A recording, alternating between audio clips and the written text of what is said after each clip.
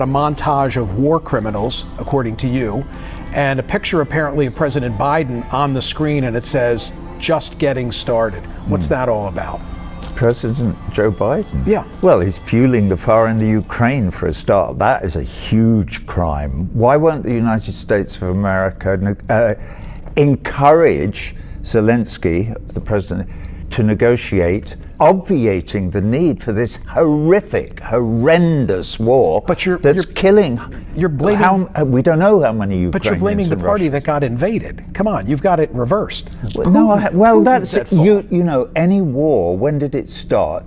What you need to do is look at the history, and you can say, well, it started on this day. You could say it started in 2008. Okay, it's basic. This war is basically about the action and reaction of NATO pushing right up to the Russian border, which they promised they wouldn't do when Gorbachev negotiated the withdrawal of the USSR from the whole of Eastern Europe. When you say this, then I have to say, what about our role as liberators? You of all people... You have no role as liberators.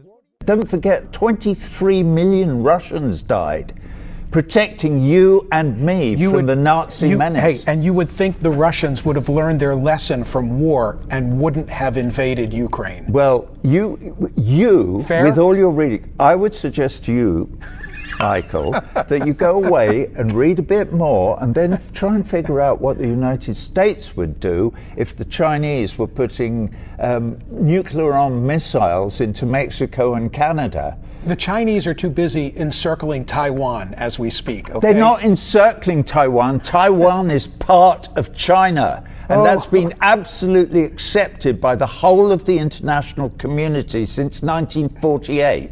And if you don't know that, you're not reading enough. Go and read about it. Okay. Did we solve anything here today?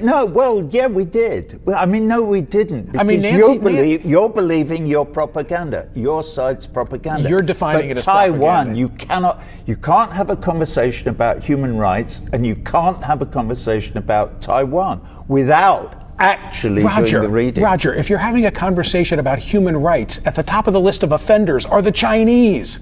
Why is it always the Western world? At the top of your list. Why is it always the Chinese Western didn't world? invade Iraq and kill 1 million people in 2003. In fact, as far as I can recall, hang on a minute, who have the Chinese invaded and murdered, slaughtered?